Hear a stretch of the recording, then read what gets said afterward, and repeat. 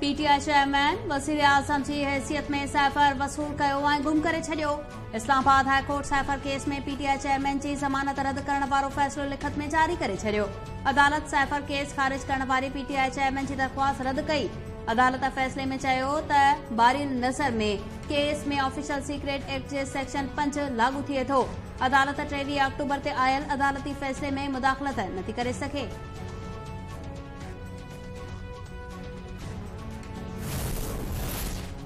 वफ़ाक़ी हुकूमत फैज़ाबाद धरणे जे ज़िम्मेवारनि जे तयन लाइ फैक्ट फाइंडिंग कमेटी जोड़े छॾी। कमेटी में घरू, दिफ़ा वारी वज़ारत, पुलिस ऐं ॻुझनि इदारनि जा अमलदार बि शामिल। अटॉर्नी जनरल फ़ैसिले ते अमल दरामद बाबति रिपोर्ट सुप्रीम कोर्ट में जमा कराए छॾी। फैज़ाबाद केस बाबति सुप्रीम कोर्ट 2 नवंबर ते ॿुधणी कंदी।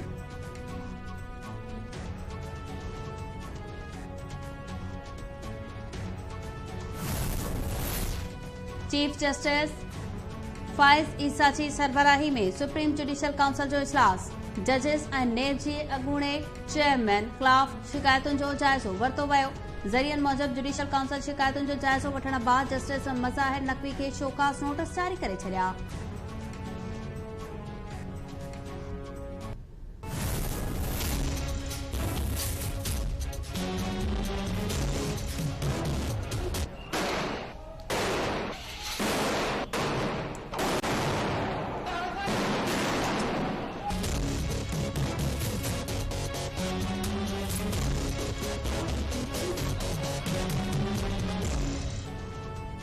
वालारल कश्मीर ते भारतीय कब्ज़े खे 76 साल मुकमल। आलमी बिरादरी वालारल कश्मीर बाबति गॾियल क़ौमुनि पारां मंज़ूर कयल ठहराम ते अमल कराइण में नाकाम। भारतीय फ़ौज वालारल कश्मीर ते कब्ज़ो बरक़रार रखण लाइ हज़ारें कश्मीरियुनि खे शहीद करे चुकी। केतिरा ई ज़ख़्मी। कश्मीरियुनि जी भारत ख़िलाफ़ लाज़वाल जदोजहद बि जारी।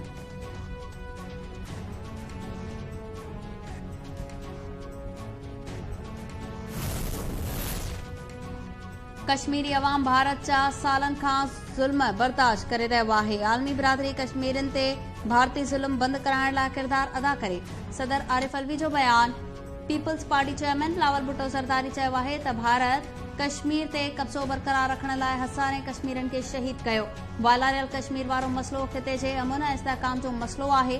भारत खां कश्मीर जी आज़ादी शहीद भुट्टो जो मक़सदु हो। आसिफ ज़रदारी चयो त भारत खां आज़ादी कश्मीरी अवाम जो बुनियादी हक़ आहे।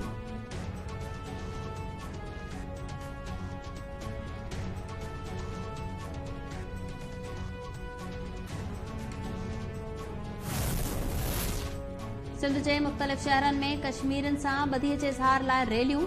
कराचीअ में निगरान घरू वज़ीर हारिस नवाज़ जी अॻवानी में मज़ार क़ाइद ताईं रैली कढी वई। नौशहर फिरोज, पनवाकिल, बदीन, कोटड़ी, खैरपुर, सखर, घोटकी, घारो, तंगवाणी ऐं ॿियनि शहरनि में रैलियूं कढियूं वयूं। कश्मीरियुनि ते थींदड़ ज़ुल्म बंदि करण जो मुतालबो।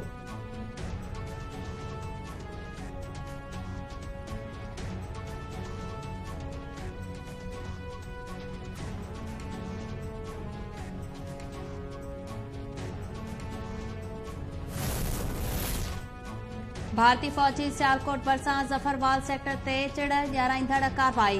क्वाडकॉप्टर ड्रोन ज़रिए मुदाख़लत जी कोशिश। भारतीय फ़ौजी ड्रोन ज़रिए शहरी आबादीअ ते फायरिंग। पाकिस्तानी फोर्सेस बर वक़्त जवाबी कार्रवाई करे भारतीय ड्रोन खे भॼाए छॾियो। जंहिंखां पोइ भारतीय बॉर्डर फोर्सेस ज़फरवाल सेक्टर में फायरिंग जो सिलसिलो शुरू कयो। पाक फ़ौज मुंहुं तोड़ जवाबी कार्रवाई करे भारतीय फोर्सेस खे वॾो नुक़सान पहुचायो। भारतीय फ़ौजियुनि जे ज़ख़्मी थियण जा बि इतला आहिनि।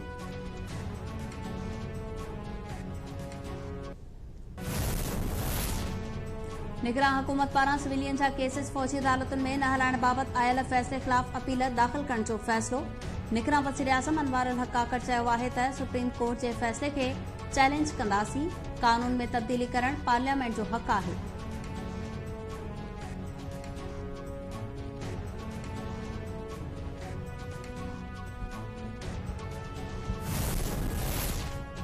आलमी बिरादरी इसराइल खे लगाम न ॾिनो। मज़लूम फ़लस्तीनियुनि ते इसराइली फ़ौज जी वहशियाणी बमबारी जारी।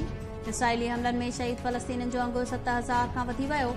शहीदनि में 3000 ॿार ऐं 1700 खां वधीक औरतूं बि शामिल। आलमी बिरादरी मज़लूम फ़लस्तीनियुनि जी शहादत ते ख़ामोश तमाशाई बणियल।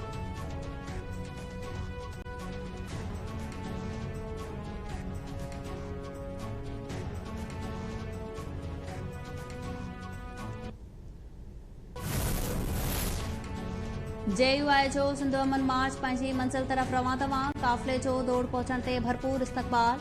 मौलाना राशिद महमूद सूमरो चयो त सिंध बदमनीअ जे वर चढ़ी वई आहे। असां अमन जो पैगाम खणी निकिता आहियूं। सिंध खे वॾेर के निज़ाम खां छुटकारो ॾियाराईंदासीं। सिंध खे लुटींदड़नि जो एहतिसाब ज़रूरी आहे।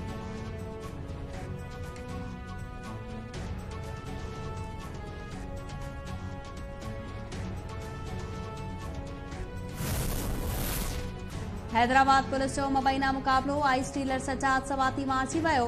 टंडो यूसुफ थाणे जी हद में पुलिस आइस डीलर ख़िलाफ़ कार्रवाई लाइ पहुती त फायरिंग कई वई। पुलिस मूजिब जवाबी फायरिंग में सजाद सवाती मारिजी वियो। सजाद सवाती आइस जो वॾो डीलर हो। जवाबदार केतिरनि ई केसिस में बि घुर्बल हो।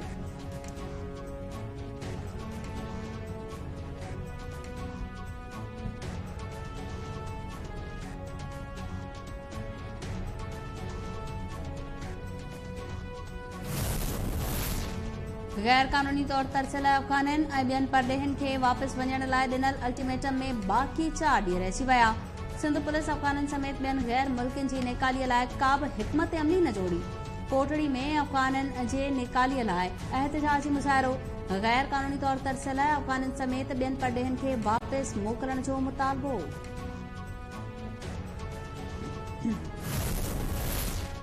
दादू में उमेरुबाब चांडियो जे 3 घर भातनि जे क़तल केस जी ॿुधणी। जवाबदार धुर जे वकील पारां शाहिदनि खां आॾी पुछा मुकमल।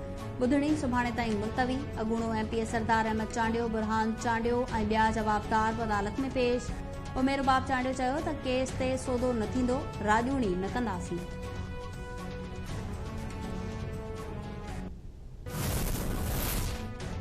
जामशोरो में हैदराबाद यूनियन ऑफ जर्नलिस्ट जे मरकज़ी सर ते शहीद जान मोहम्मद महर जे कातलनि जी गिरफ़्तारीअ लाइ मार्च ऐं धरणो।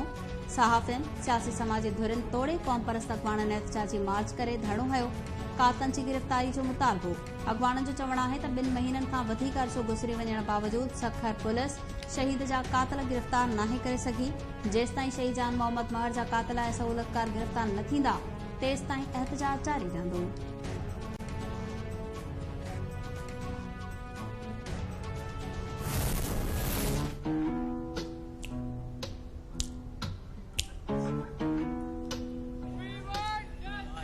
सिंध जी आवाम जेका आहे इदारनि खे ब्लैकमेल पई करे। सिंध जी आवाम जेका आहे इदारनि खे ब्लैकमेल पई करे। असल में जेको महंगा रेशी वजह सां आयासीं। मां कोन ॻाल्हायां, तूं ॻाल्हाइसि।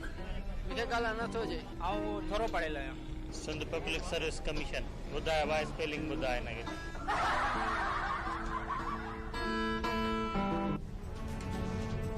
हैदराबाद में सिंध पब्लिक सर्विस कमीशन जी हिमायत में एहतिजाज कंदड़ उम्मीदवारनि अंग्रेज़ीअ जी अल्फाबेट खां वण ॼाण। सवाल पुछण ते एहतिजाज कंदड़ हिक ॿिए खे जवाब ॾियण लाइ चवंदा रहिया। कुझु उम्मीदवारनि त एहतिजाज दौरान घटि पढ़ियल हुअण जो एतिराफ़ कयो।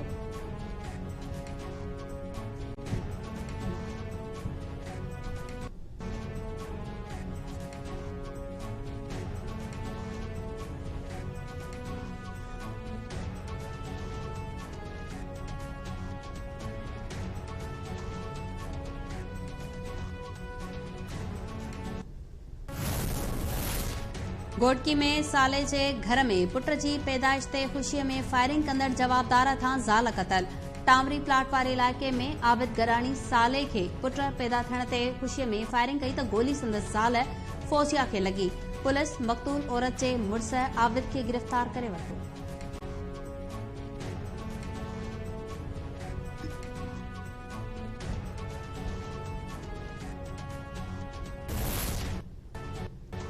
दादू में नाफरमान पुट जो पीउ ते वेश्याणो तशद्दुद। ॻोठ गुल मोहम्मद मक्सी जो रहवासी रिटायर्ड पुलिस एहलकार नसीर अहमद मक्सी खे नाफरमान पुट तशद्दुद जो निशानो बणायो। तशद्दुद जो शिकार थियल नसीर अहमद मक्सी चयो आहे त पुट नूर मक्सी मुंहुं खे ऐं माउ खे तशद्दुद जो निशानो बणायो। SSP दादू नोटिस वरितो। पीउ ते तशद्दुद कंदड़ जवाबदार गिरफ़्तार।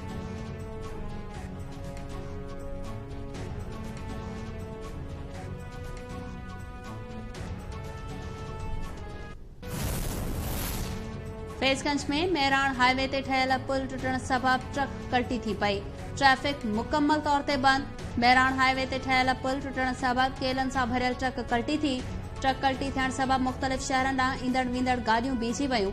इलाइक़े वासी परेशान।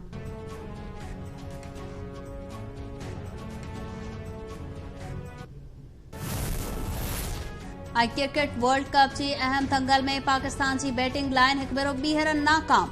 ॾखण अफ्रीका ख़िलाफ़ अहम दंगल में ॿई ओपनर इमामुल हक ऐं अब्दुल्ला शफ़ीक बीही न सघिया। मोहम्मद रिज़वान बि 31 रन्स ठाहे आउट थी वियो। कप्तान बाबर आज़म 50 ठाहिण बाद क्रीज़ ते बि बीही न सघियो। इफ्तिखार अहमद 21 रन्स ठाहे पवेलियन मोटी वियो।